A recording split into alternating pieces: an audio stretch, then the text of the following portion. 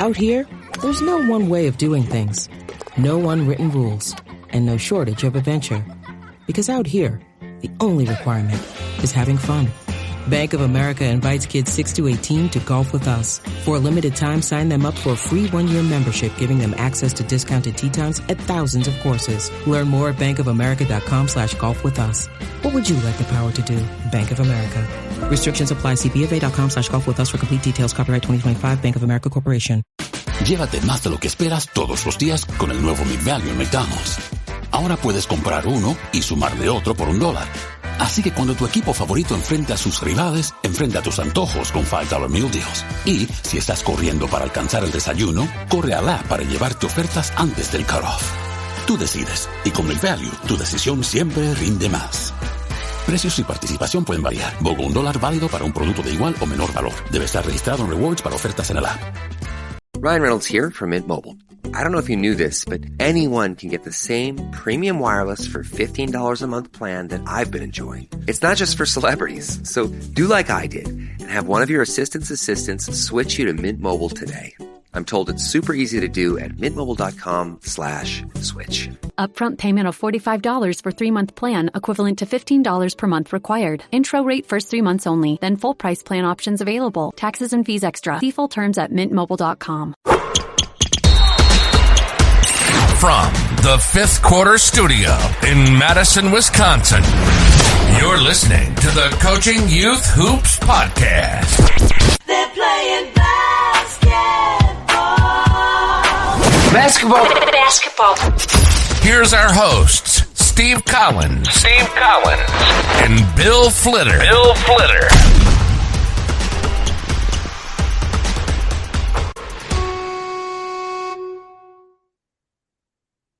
Hello, coaches, and welcome to another episode of Coaching Youth Hoops. I am your coach, Coach Bill Flitter. Today we have a special guest, Sam Waniewski. He is a coach at Southeast Arkansas. Coach Sam, welcome to the show. Thank you. I'm excited to be here. I appreciate you having me on. Absolutely. And please introduce your dog behind you. Who's that? Yeah, this is Sissy. She's about 3 years old. She's a good one. Awesome. How big is Sissy? Sissy looks like she's got a good size to her. She's about medium size. I don't know, 20 pounds or so. Oh, okay. All right. There she goes. Yeah, she wants to get some on-time airtime, I should say. Yeah. Coach Sam, tell us a little bit about your coaching journey. I know it started in California, and now you're in Arkansas several years later. So fill in the gap. Tell us what you're doing now. Yeah, I'll try to not bore your audience too long here. I've been at a lot of different places. You know, I played at Chico State, Division II school in Northern California. And like most coaches, I realized pretty soon I wasn't going to be going to the NBA, and I had to get into something that I loved. And so that took me on this coaching path. And I was a grad assistant at an NAI school, Concordia, Nebraska. You know, wanted to get to Division I real badly, really networked, and got on at Southern Miss as a grad assistant my second year. Coach Hugh Stacy was the head coach there. He got the head job at Colorado State, took me with him. I was able to move up to the video coordinator spot over there. Was with him for 1 year. Back-to-back years with him, we went to the NCAA tournament, which was real exciting. Assistant over there, Nico Medved, who's now the current head coach at Colorado State, but at the time was an assistant, got the head job at Furman, and I went with him as the director of operations. And so I did that for a year, but I really kind of, to be honest, got tired of kind of doing administrative stuff. And so really wanted to get into more coaching, recruiting, and that kind of led me down to the junior college path. And so I kind of bounced around a lot of different junior colleges. I'll just kind of ring them out real quick. I was at Vincennes in Indiana, Midland in Texas, Tallahassee, Florida, Seward in Kansas. And then most recently, I spent the last 3 years in Dyersburg, Tennessee. And then that coach got the head job over here at Southeast Arkansas, and I followed him over here. And most recently, we are a new athletics program. And so I came here as the boys' assistant But as of about a month and a half ago, I also was able to get the women's head coaching job over here. So I'll be doing double duty as the men's assistant and the new women's head coach over here. Holy cow, I didn't realize you're going to be doing double duty. So until the program starts, or how does that work are you going to be able to sleep? I mean, what's the story here, Sam? Yeah, no, we'll see how long it goes for, but I'm planning to do both until they tell me I can't do it anymore. My head coach and I have been together, like I said, this will be our 4th year. Yeah. So we've got a real good kind of understanding of both of our, how we work. And yeah, I'm excited to be kind of a first-year head coach, and it'll be my first year on the women's side.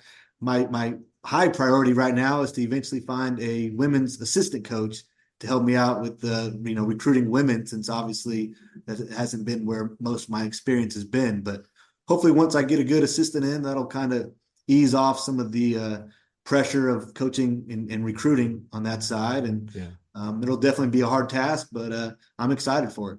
Well, good luck with that, Coach. That sounds very exciting to take over, and I can add that to your long resume. That's amazing. Yeah. Well, and I think you left out one thing, which is, you've been helping us out as well. You've been drawing up some amazing plays. If you're listening to this right now, you'll be seeing those shortly. We haven't made those public, but the work you've been doing to help youth coaches has been absolutely amazing, and we really appreciate your level of thinking, bringing that down to the youth level. Absolutely. Yeah. With not having a season, I had to stay busy doing something. So I've enjoyed doing it. Oh, good. Well, we appreciate that. And today we're going to talk about creating your team's identity. Now, you got a blank slate, really, because, first year women's program there is no tradition, right? So you're really at the ground level, and kind of I want to understand from your perspective, what does that even mean?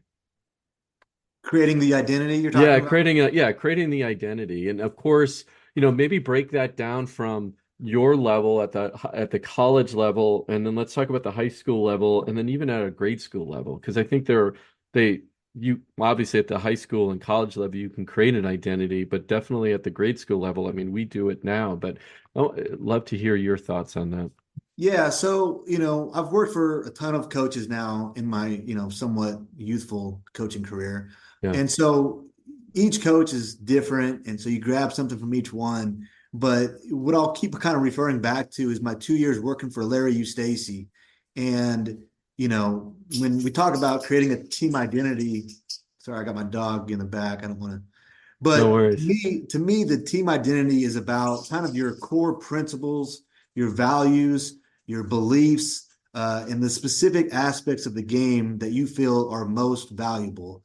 And at least at the, college level and even maybe high school level, I think you need to ask yourself as a coach, what is the most important aspects that you believe are critical and essential for winning? Now, going down to the lower levels, middle school, junior high, maybe below that, it might not be winning, right? And so if the most important things are skill development, I think, you can have an identity around that. We're going to be focused around developing our players. We're going to be focused on becoming better shooters, becoming better teammates with each other, and so some of those definitely carry over as you get older and can be, used both at, we want to be great teammates at every level, right? Yeah. But as we get to the higher levels, the focus on winning is obviously a higher importance level. And so I think, like I said, looking at kind of as a coach and really looking in the mirror, if you're a high school coach and you have other assistants that you can confide in and, at the beginning of the season, talking and figuring out what is going to be the most important, I think 3 at maximum 4 things that we're going to really focus on and preach to our guys on a daily basis. I think about that saying, if you try to be great at everything, you'll be good at nothing. Right. And I think a lot of coaches, especially maybe young coaches, each day it's something different that they're preaching to their players. And next thing you know, even if you are a real smart coach and a lot, it's not about what it's about what you can get your players to know. And so a lot of players will get overwhelmed with so many different things that you're throwing at them. One day we're talking defense, the next we're talking offense. We're in a timeout and you're yelling at them for not crashing. The next time you're yelling at them for a turn, and it can be overwhelming, you know? Yeah. And so I think creating a team identity where the players really understand what's expected from their coach. And again, I think 3 is kind of the number that I like personally. That way, you know, it's something tangible. It's something that it's more than 1, but not an overwhelming amount. And so I think, you know, I'll use again kind of the example with Larry Eustace. For those that don't know, I think he was the 2001 Coach of the Year at Iowa State, and I worked for him for 2 years. But he would always talk about his kind of 3 core principles and our identity, and that was defend, rebound, and then team together.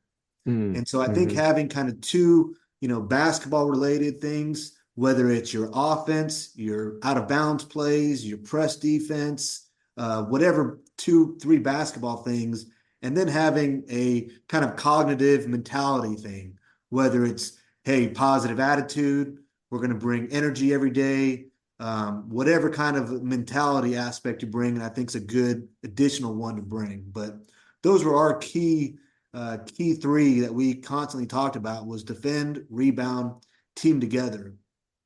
And so does that okay, well, we talked about this off air, which is, at the college level, you can recruit for someone to be great rebounders and defenders, right? Now, hopefully they're all, no matter who you recruit, if it's or who you have on your team, they're great teammates, right? So, but, so I want you to talk about that. I'm assuming then when you're recruiting, you're looking for those players that are great defenders, great rebounders. And really my true question is, does the identity percolate, or are you as the head coach setting the identity? And then, and what is that balancing act? And especially at the youth level, because I get what I get, right? Right. I think it's kind of a combination of both. I think, kind of to answer your question, yeah, we'd love a player that can do everything, but I'm going to take a player that can score the ball. And when he gets here, we're going to then input our mentality of defending and rebounding. Okay. And so I think there's a good kind of balance of doing both. I think at the lower levels, and again, it depends on what your core principles are and the things that you are stressing, right? I mean, like we talked about, you can stress being a great teammate no matter what age that they are at. Yeah. So I think it just kind of depends. But I think, at a situation where you get what you get, it needs to be a balance of, okay, our team is full of great shooters. So maybe this year we're going to really talk about being the best offensive team, that we can be. Our team, but at the same time, one of my principles is, our 1-3-1 defense. So, okay, we're going to take our strength that we have, which is shooting, but I'm also going to implement my defense, which is my 1-3-1, and I'm going to make sure that they also understand this is part of our identity as well, And so, and then maybe on the other side, another year, you look and you've got all great athletes. Okay, we're really going to become the best defensive team, and maybe shooting's not going to be talked about as much. So I think at the lower levels where you don't, have as much ability to pick and choose your players, you have what you have. I think you can't be so stubborn and hard-headed in your ways. I think you have to look at what you have and then kind of adjust to it. But I think what's important, Coach, is that what you do kind of, go with, you try to stick with at least throughout the year, and obviously, your team strengths might change and you might recognize some things here and there. But I think it can be a mistake for coaches to say, hey, we're going to be a, run and jump press team. And then you get halfway through and now we're going to be a 2-3 zone team. I think that can create, issues. I'm all about making adjustments, but if your players are unsure about kind of where you stand on certain things, and they don't believe you're confident in what you're teaching them, you're going to start losing them, and players buying in is almost half the battle in itself, whether you're 100% right in what you're teaching or you're not. If you're getting them to buy in and you fully believe in what you're teaching, I think that goes a long way with getting a lot out of the players. Well, how do you know? Let's talk about both ways. What are signs that the players are buying in, and then vice versa? I think probably um, the negative is probably might be more obvious, but I don't know. In your opinion, how do you know when you have buy-in? What gets you excited? Like, yeah, it's Yeah, getting through. it's a good question. And I've got kind of four little points here. I'll jump Yeah, through and then it'll kind of relay into your question here. yeah, But once you figure out what is most important, I think you need to talk about it obviously constantly. Bring it up at the beginning of the year, defend, rebound, team together, guys. This is what we're about. You need to then be working on it in practice on a daily basis. It's one thing to say we're about defense, but if 80% of your practice is working on offense and shooting, the two aren't correlating, and yeah. players will recognize that. Then you need to back it up with your own actions. And I think, this might be more of kind of that third aspect of, team together or positive attitude. But if myself as a coach is preaching being positive and then I'm always berating a player, I'm not showcasing what I'm trying to get my players to do. So you need to back it up with your own actions as a coach. And then this will kind of lead into your point. The fourth thing I kind of got written down is reflection and getting feedback from your players. And so I think at the end of a practice, hey guys, how do you guys think we did today? And if we're always talking about defense and rebounding, and little Johnny wants to say he needs to work on his ball handling, yes, I agree, Johnny, that it's might be true, but we might not be on the same page. And I think asking, hey, how do you guys think we did rebounding today is a good question. I've got a quick kind of story for you that I think also really hits the nail right here. Really made me think of this as you asked this. But when I was at Southern Miss, we lost to Memphis. This was the year they had Will Barton over there. I think he's still in the league, maybe playing for Denver still. But anyways, we lost. And after the game, our player got interviewed, newspaper, or maybe it was even a radio talk show, and said, what could you guys have done better? What went wrong? How could you guys have played better? And he talked about missing shots. They need to shoot better. They just weren't shooting well. They didn't shoot well that game, which seems completely normal. It's a very generic answer. You hear it all the time on ESPN. Right. Yeah. Something that's not unfamiliar. Well, the next day, and we had practice at, I think, 6 a.m. every day over there. Mm-hmm. But so about 6 a.m., and we would meet before practice. We'd watch film or just talk for 15, 20 minutes in the meeting room. And the very first thing that Coach Stacy talked about, he called out that player in front of the whole team, and he basically said, what are you talking about here? I heard you on the radio. I saw you in the newspaper, and you want to talk about missing shots. And he said, I've never once talked about we're losing these games because we're missing shots. And so he kind of made it real clear right there that, the players should be thinking about defending, rebounding, and playing together. And if after the game he's talking about missing shots, even if it is true, he's not on the same page as the head coach. And so come game time, if he's thinking about making shots, he's not thinking like the head coach is thinking about. And so I think that kind of answers your question, is to see, if the players are understanding and they are on the same page, asking them after a game, hey guys, how do you think we did? Hey, how was our rebounding today? And again, I keep using rebounding, defending just to have a consistent basis, but it could be anything. Right. If we're all about shooting, hey guys, how did we shoot it today? Oh, I didn't get my elbow in, coach. Okay, well, at least we're talking about the same language here. And so I'll always remember that story because it really stuck in my head that this player gave a very generic answer, something that most coaches would have no problem with. But Coach Stacy had a huge problem with it because we're preaching one thing and out of his mouth is something completely different. And he never, ever talked about missing shots, never in a huddle, never after a game. never said, hey, we lost this game because we didn't make enough shots. It was always, we should have played better defense. We should have got more offensive rebounds. And that's how we could have won the game. And so you can be sure that after that, all the interviews, those players were talking about defense and rebounding. And whether it was from that talk or not, or just from more buy-in, but they made it, Coach made it clear that if you're not thinking like he is, you're not completely bought in to what we're trying to teach. Yeah, and I want to break this down a little bit because this really relates to what I do, and this again at the grade school level and when I was coaching high school too, is we had an identity, and our identity that we established, it was an acronym that we came up with, and I still use it to this day because I think it's really important. So now I have a travel ball team, and we take our identity a step further. And if you've been listening to this podcast for a little bit, you've heard me say this, and it's two words. It's red dot.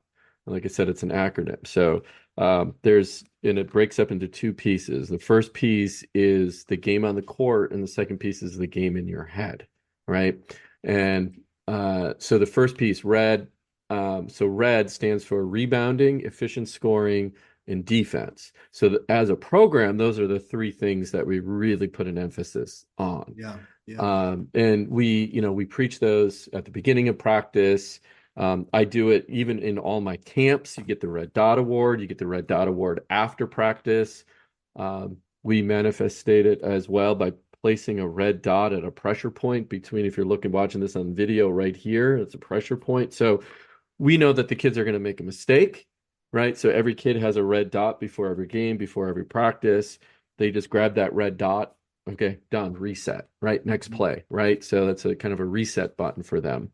And then the second part of it, the dot part, is drive, open, together. So drive means energy and effort, okay? Open is being coachable and being really open to other teammates, other opinions, etc., right?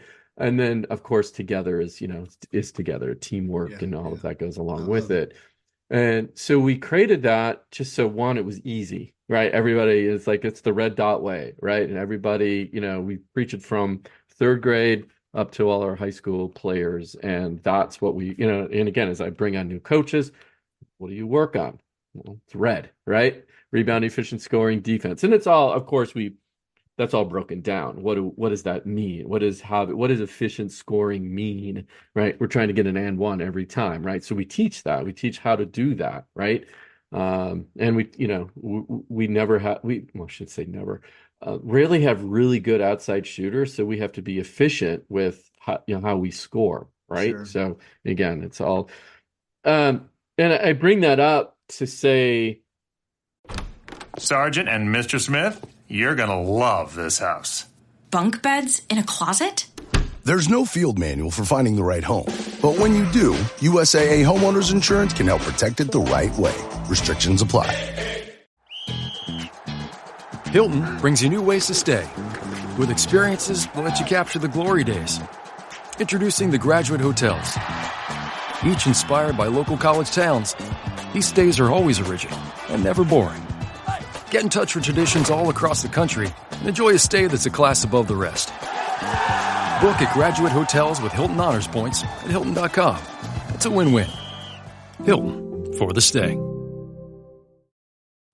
It can happen at, you're with your men and your women at the college level, year round, right? And you can at least have conversations when you're talking with they're there to play basketball and go to school, right? At the grade school level, even at the high school level, it's, yes, it's a sport. They play. The focus isn't necessarily winning. It's improving as an individual. But at the same time, this identity can be established at whatever level you're at. And my question to you is, how does that translate into, let's start again at the college level, wins and losses. Let's say you have no identity versus an identity. Okay. And then all the way, let's trickle that all the way down, you think, and maybe it's the same answer, but how do you, we're all about measurement, right? As coaches, and you want to see improvement. So how how can we quantify that, hey, this is really working, it's really resonating? Does that make sense, Coach? Yeah, I think putting, certain goals out there, Hmm. defensively, we want to hold teams to X amount of points, from a Hmm. rebounding standpoint. And obviously, I know it's harder to maybe stat some of these games at lower levels, but like our goal was always offensive rebound, 50% of our misses. And at Hmm. halftime, we'd get a box score and go. I mean, it was quickly easy to figure out for those that have Yeah. never done it before. We've got 30 shots up. Well, we need to have 15 rebounds. 15 offensive rebounds gives us 50% offensive rebound percentage. And then, going kind of from there, I think players or teams that don't have an identity, I kind of mentioned this, it can be, too many things going on at once. And I think players can get overwhelmed by having too many things to think about in the game. Hmm. And, I think regardless of the level, I think you want them focused on, like I said, not too many things. And so when it came to defense and rebounding, our players knew that, if they were going to get pulled out of a game for a mistake, it was going to be for one of those reasons.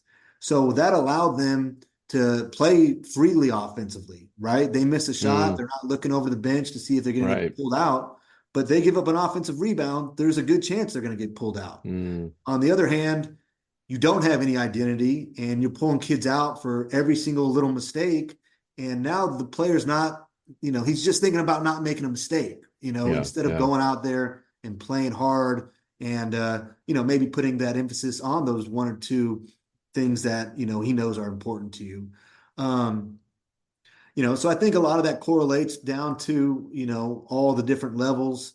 And I think, I guess if I were to try to cater it towards, I think, if you're a high school coach or you're a player, a lot of those principles and core values that you're going to teach those guys, they are going to translate to the college level. Yeah. And I think it's important for players. I always tell players, especially at the beginning of the year, you need to adjust to, your coach.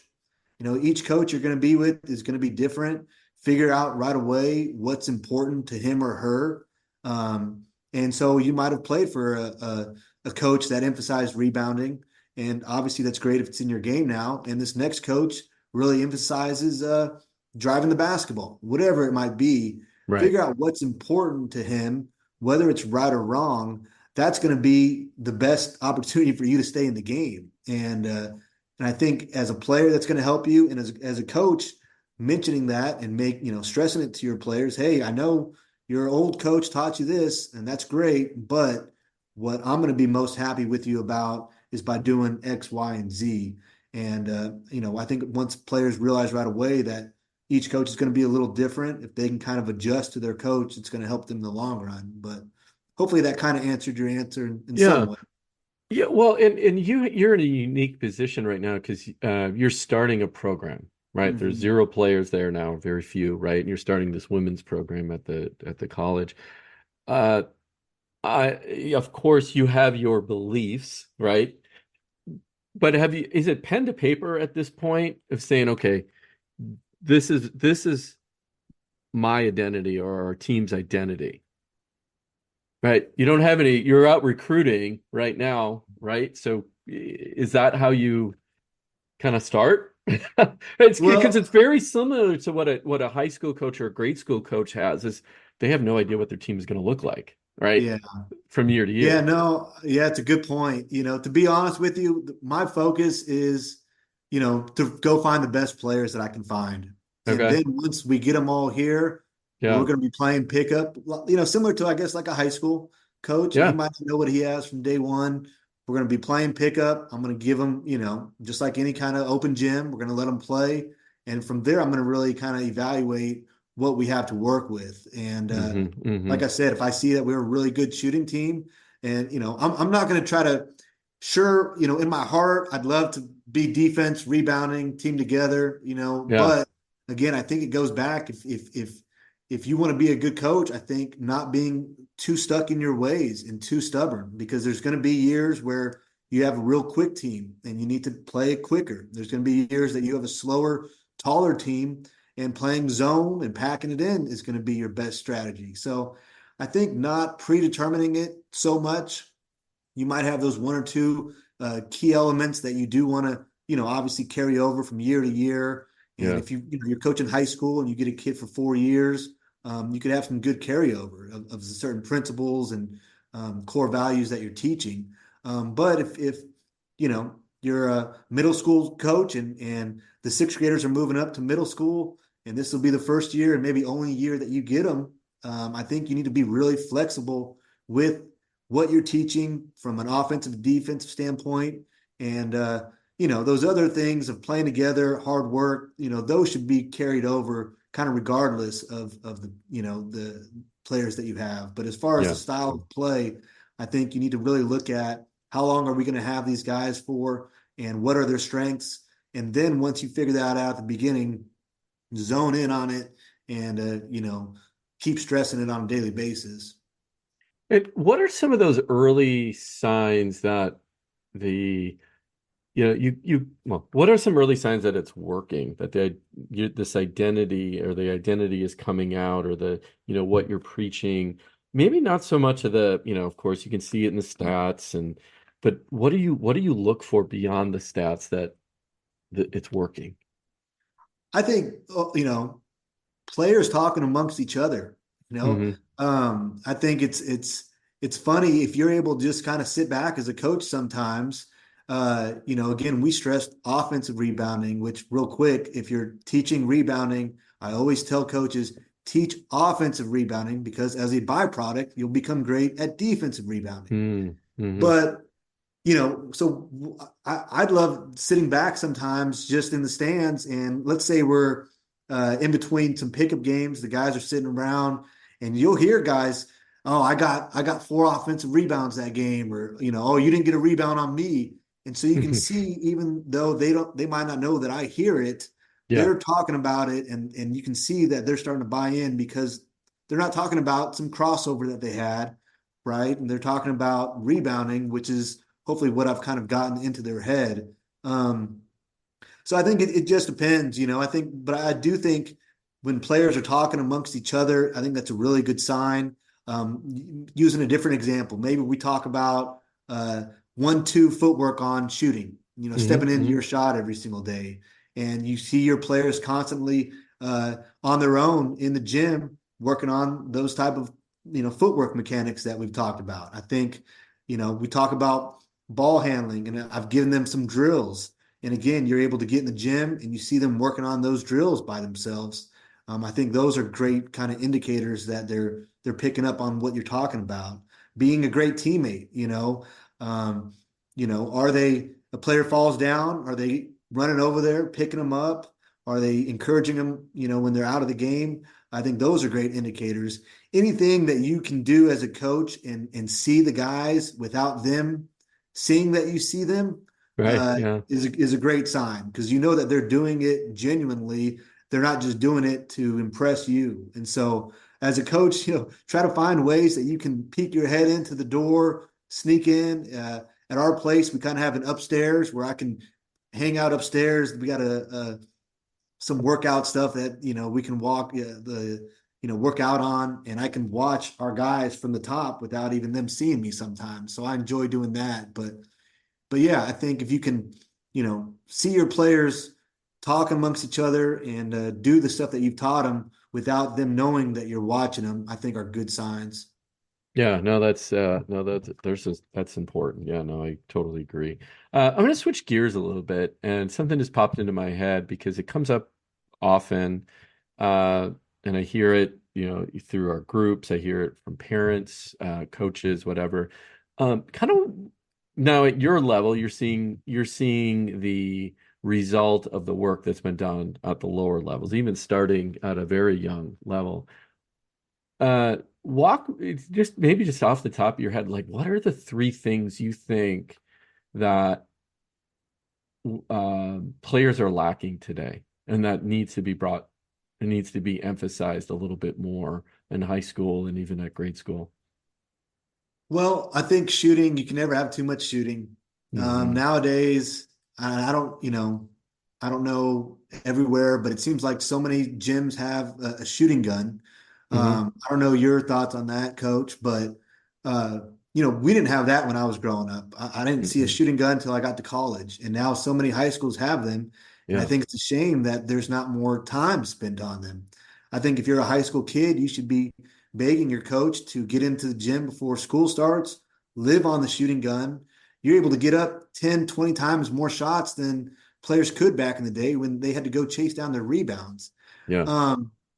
Another thing is, playing, if this, I guess, applies more to younger players, 6th, 7th, 8th grade, play with older players, I think, as much as possible. And I think that's not done enough nowadays. Growing up, I played with older players all the time. Number one, it's you don't want to lose, because you lose in a pickup game, it might take you a while to get back in. You're playing with older players, and so you don't want to turn the ball over, or you might not get the ball again. Yeah. You don't want to take a bad shot, or you're going to hear about it and you might not get the ball again. And as I mentioned, the first thing, when you're open, you need to knock down shots, right? You're playing with older players. You're not going to be often the best ball handler. You're not going to be able to drive all the way to the basket. So I think you get so many positives out of playing with older players. And I encourage, in 6th grade, once you're old enough, you're not going to get hurt. But once you start maturing and you're able to play with the 8th, 9th graders, you're a 9th grader, find every opportunity after your 9th grade practice, hang around and see if the varsity needs an extra player for practice or open gym. I think that's can really help players' games. I think so many players now get stuck into this mode of just individual workouts all day and doing the newest cool workout and working on a different move. And you don't get the same translation always as you would get if you were playing in a game. Getting a feel for the game. So shooting, number one, getting a better feel by playing with older players, I think would be number two.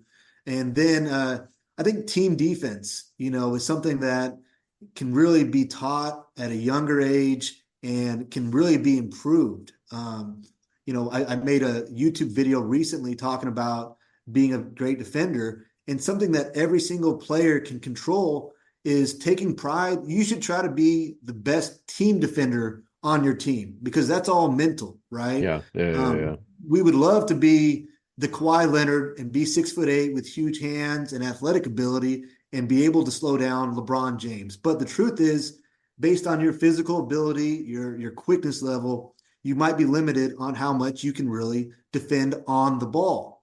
However, there's no excuse to be late on help side defense. There's no excuse to not call out screens, to talk about situations on defense. Hey, this is another great thing about playing pickup. Playing ones and twos. Hey guys, we're down. They need a 2 to win, right? We're playing to 11. It's 9 up. I'm talking to my teams. I'm being a great team defender. No twos. We're switching every screen. And so I always took a ton of pride in that. As a coach, I never get on my players when they get blown by on the ball. That's something that I don't know if I'm very unique in that. I don't get mad at the players that get scored on, because they didn't mean to get scored on, right? Yeah, right. Right. And we can get in the gym afterwards and we can do some weightlifting. We can teach some techniques. We'll watch some film. Hey, now if it's something like he's left-handed, we've let him go left 3 times, okay, that's something maybe different. But in general, if a player is trying his hardest, which they usually are in a game, I'm going to get more upset about the help defense. Those are the reasons that we got scored on more so than the guy guarding the ball, because he's doing everything he can. So kind of in a long-winded answer, I'd say players need to become better shooters. I've never, I just watched a high school game yesterday. Good player that we're looking at recruiting. He had 20 points, kind of a combo guard. But I texted my coach afterwards and I said, I don't know if he shoots it well enough. And as you get to higher and higher levels, you're not going to be able to get to get all the way to the basket. You have to develop your outside shooting ability, because your athletic ability is going to hit a peak. But your shooting can continue to improve and improve. And not only to be able to knock down shots, but also to create closeouts. If you're not going to shoot it, you're able to create a closeout and drive by the guy. But yeah, I told my head coach, I said, I like him. He can handle the ball. He's quick, but I don't know if his shooting is going to translate over here. And so shooting, I think, is extremely important. Playing with older players as much as you can to get a better feel for the game.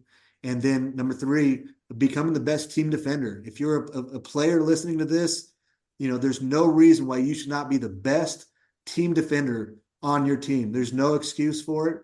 And if you're a coach, I encourage you to really get on your help defense a lot more than the player guarding the ball. I like that. Because again, it's not, he's doing all he can, That's but a really where's good the point. help at? Where's the help? This episode is brought to you by Indeed.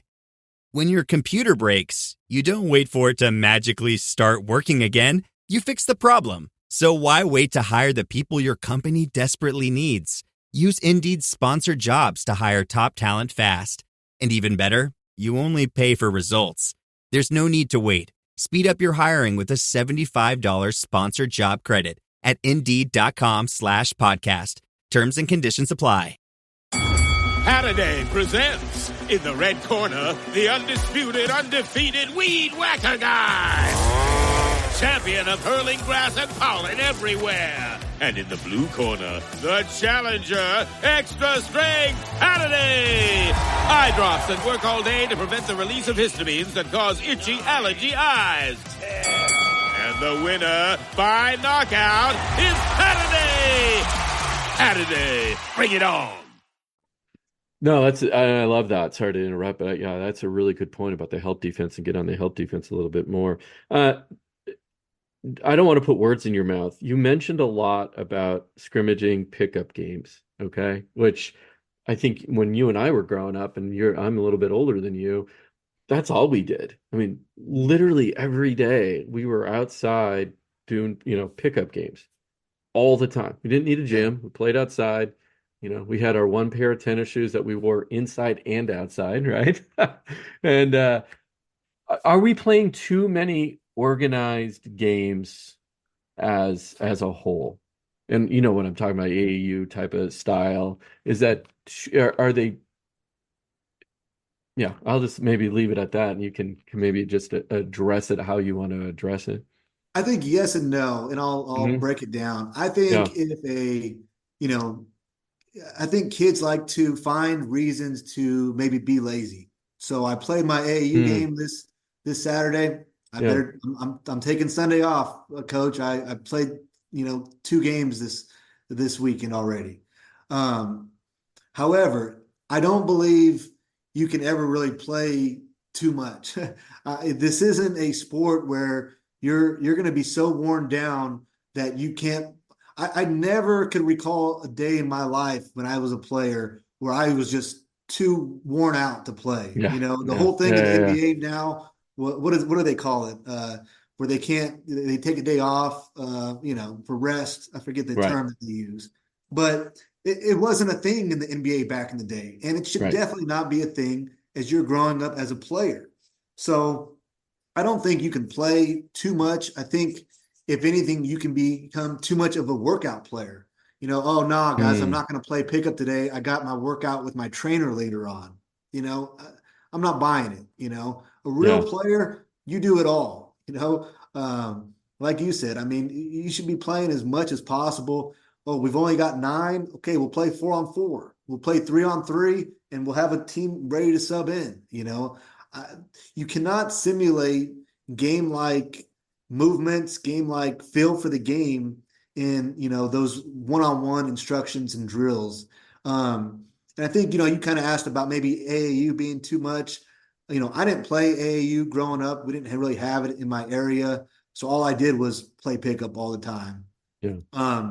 Now, if I could go back and we had it, I would certainly play in AAU. But like I said, it would not stop me from continuing to play in addition to it. I think playing is good, especially if you're not, sitting on the bench. Now, if you're traveling and you're sitting on the bench and you're just there to have a name on your chest and, be part of the team, you're better off going and finding pickup games somewhere else. But no, I don't think you can play too much as long as you're not getting in your head that, okay, I did enough. A player that cares about it, you should be playing your AAU on Friday, Saturday, and you should figure out where are the pickup games on Sunday. If you're a player, you should know within a 30 to 45 minute radius, especially if you can drive, where are all the pickup games? What time do they start? And I'll say this, here's a tip for you younger guys. If you're in ninth grade, ninth grade, it was a high priority for me in ninth grade to find a friend that was already driving that played basketball. Right? Yeah. I didn't have my license yet. Yeah. I quickly figured out who else cares about basketball like I do. And that person became one of my best friends, no doubt about it. And suddenly I'm telling him, we're playing over here. Let's go over here. This is where we're going. Give him some gas money. And now you got to ride. There's no excuse to, be, and that's why it's important to be able to play with older players. They're not going to want to take you with them if you can't hang with the big boys, but play with them early on as much as you can. And then they're going to take you, we would sneak into, I grew up in Woodland, California, which is about 25 minutes from UC Davis. Mm-hmm. And it was 9th, 10th grade. And me and my buddies were sneaking into the Davis Rec Center playing with grown men, as much as we could, at least once or twice a week. And so I know I gave you another long answer, but I don't believe you can play too much, especially with games.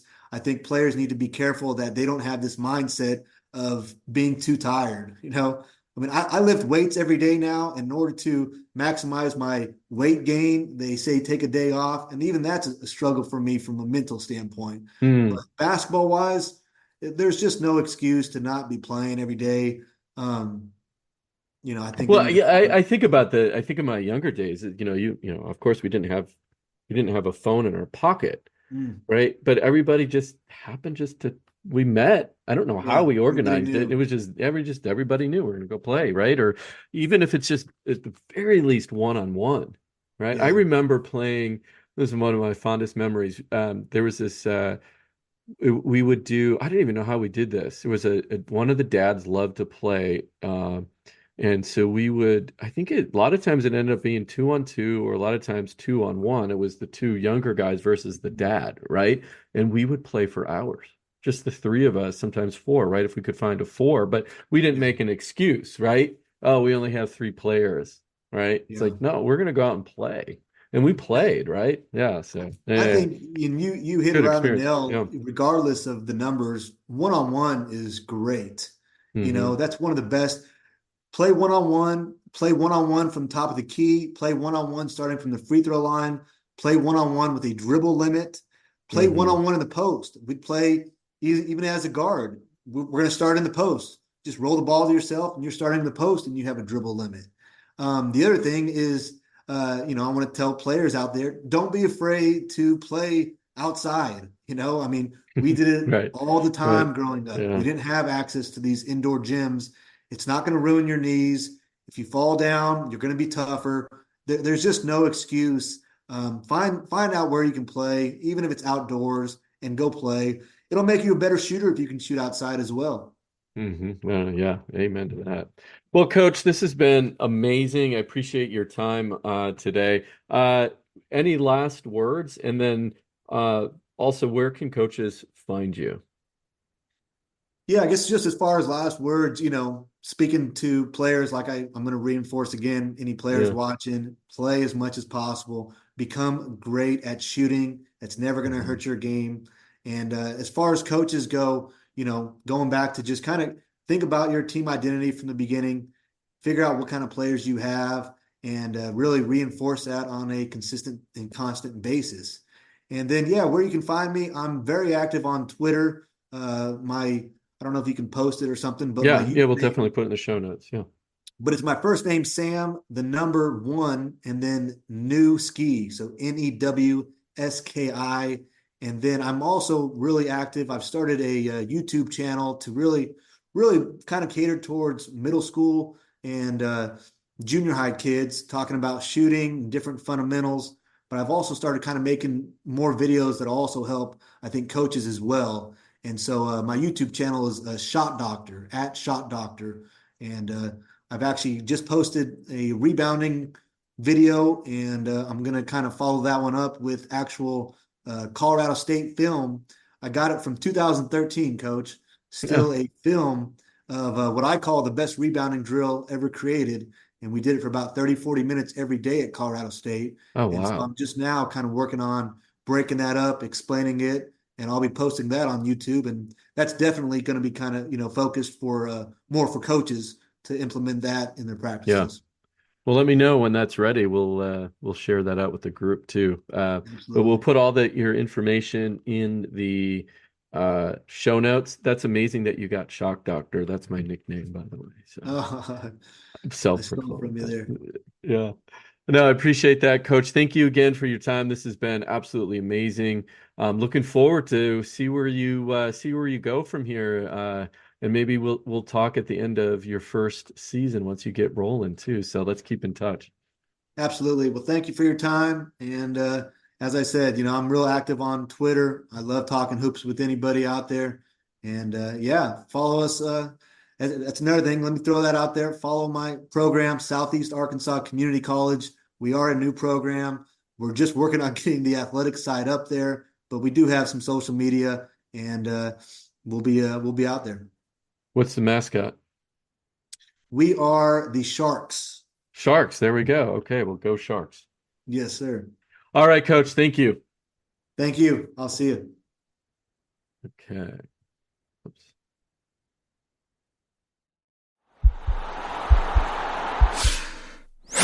This podcast is part of the Sports Social Podcast Network.